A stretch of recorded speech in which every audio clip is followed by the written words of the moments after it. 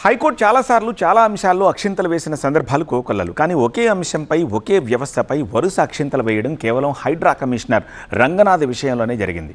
ఆశ్చర్యం ఏమిటంటే రంగనాథ్ ఏకంగా కోర్టునే ధిక్కరిస్తున్నా సరే సాక్షాత్తు ధర్మాసనమే సంయమనం పాటిస్తూ వచ్చింది. కారణం హైడ్రా ఏర్పాటు చేసిన ఉద్దేశం. కానీ ఆ పాజిటివిటీని సైతం పోగొట్టేలా చేసింది ఖచ్చితంగా రంగనాథే అనే విమర్శలున్నాయి.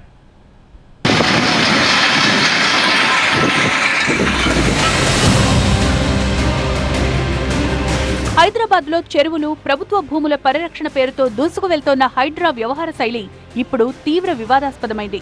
ముఖ్యంగా హైడ్రా కమిషనర్ ఏవీ రంగనాథ్ అనుసరిస్తోన్న తీరుపై హైకోర్టు తీవ్ర ఆగ్రహం వ్యక్తం చేసింది. వరుసగా కోర్టు ధిక్కరణ పిటిషన్లు దాఖలవుతున్నప్పటికీ కమిషనర్ తీరులో ఎలాంటి మార్పు రాలేదని, ఆయన మొండి వైఖరి ప్రదర్శిస్తున్నారని ధర్మాసనం తప్పుపట్టింది. మేడ్చల్ మల్కాజ్గిరి జిల్లా మల్కాజ్గిరి మండలం లోతుకుంట గ్రామంలోని 40 ఎకరాల భూ వివాదానికి సంబంధించిన కోర్టు ధిక్కరణ పిటిషన్ను విచారించిన జస్టిస్ జూకంటి అనిల్ కుమార్ అత్యంత తీవ్రంగా స్పందించారు. ఏ పిటిషన్లోనూ ప్రతివాదిగా లేని ఒక అధికారి సర్వాధికారాలు ఉన్న వ్యక్తిలా న్యాయపాలనలో జోక్యం చేసుకోవడం అంతుచిక్కని విషయమని కామెంట్ చేశారు. అడ్వకేట్ జనరల్ విజ్ఞప్తి చేయడం వల్లే తాము సంయమనం పాటించామని, లేదంటే కస్టడీకి సైతం ఉత్తర్వులిచ్చేవాళ్లమని హెచ్చరించారు. ఇదే లోతుకుంట భూ వివాదంలో కోర్టు చాలా ఘాటుగా మాట్లాడింది.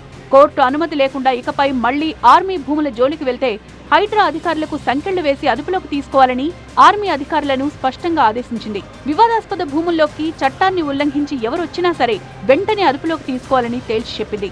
అంతేకాదు రంగనాథ్ను నేరుగా ఆర్మీ కస్టడీకి అప్పగిస్తామని, అవసరమైతే ఆర్మీ బ్యారెక్స్ లో పెట్టడానికి కూడా వెనకాడబోమని ఘాటుగా హెచ్చరించింది.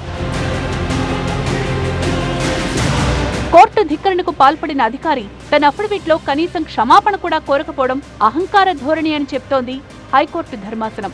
ఈ చర్యలను ఉపేక్షిస్తే చట్టం ముందు అందరూ సమానమనే సూత్రం కనుమరుగవుతుందనేంత ఘాటు వ్యాఖ్యలు చేసింది హైకోర్టు. హైడ్రా రంగనాథ్ దూకుడు చూసి కేవలం ఒక్క జీవో ద్వారా ఏర్పడిన హైడ్రాకు ఇన్ని అధికారాలు ఎక్కడి నుంచొచ్చాయని హైకోర్టు ప్రశ్నించిందంటే రంగనాథ్ ఎలా చెలరేగిపోయారో తెలుస్తోంది. పోలీస్, రెవెన్యూ, జీహెచ్ఎంసీ యంత్రాంగమంతా హైడ్రా వెంటే నడుస్తోండడాన్ని తప్పుపట్టింది. చెరువుల పరిరక్షణ మంచిదే అయినప్పటికీ సెలెక్టెడ్ ఏరియాలనే ఎందుకు టార్గెట్ చేసుకుంటున్నారని నిలదీసింది. సెలెక్టెడ్ అనే దాన్ని మీరు అంగీకరించలేదు. నేను అగైన్ మళ్ళీ సెలెక్టెడ్ అనే పాయింట్ తీసుకొస్తా. హిమాయత్ సాగర్, గండిపేట, ఈ చుట్టుపక్కల చెరువుల పక్కన ఫామ్ హౌస్లు కట్టుకున్న పెద్దవాళ్ళు ఎంతమంది ఉన్నారు? అనేక మంది చెరువుల్లో ఫామ్ హౌస్లు కట్టుకొని కులికేవాళ్ళు, జల్సా చేసేవాళ్ళు ఎంతమంది ఉన్నారు? వాటి మీద ఎందుకు హైడ్రా చర్య తీసుకోవట్లా? హైడ్రా చర్యలు తీసుకుని నేలమట్టం చేసినప్పుడు మీరు 200 కాదు 2 లక్షలే పేదవాళ్ళందరినీ రోడ్డును పడేసినా కూడా దానికి బరాబర్ అవుతుంది. చూడండి, ఇప్పుడు మీరు అన్నదానికి అంటున్నారు ఏది గండిపేట ఆల్రెడీ మొత్తం డిమాలిషన్. పదండి నాతో రండి చూపిస్తాను ఎన్ని ఫామ్ హౌస్లు ఉన్నాయో. అక్కడ స్టిల్ ఫామ్ హౌసెస్ ఉన్నాయి. చెరువులో ఉండాలండి, చెరువు FTL లో ఉండాలి. ఎక్కడో ఫామ్ హౌస్ కట్టుకుంటే నాకు 111 మా పరిధిలో లేదు కదండి. పెద్దవాళ్ళందరూ గండిపేట చుట్టూ చెరువులు ఉన్నాయి. మీకు రజనీకాంత్ గారు గండిపేట FTL లో ఒక్క ఫామ్ హౌస్ ఉన్నా కానీ కూడా మీరు చెప్పండి, నేను చూపిస్తాను. హైడ్రా అనే దానికి నేను అప్పుడు చెప్తాను. అక్కడ మీకు కన్వీనియంట్ గా అప్పుడు అది FTL లో లేదని మీ దగ్గర డాక్యుమెంటేషన్ ఉంటుంది. అలా లేదు, FTL లోనే కూల్చామండి. దాదాపు చెరువుని ఆనుకొని ఎన్ని కన్వెన్షన్స్ ఉన్నాయి.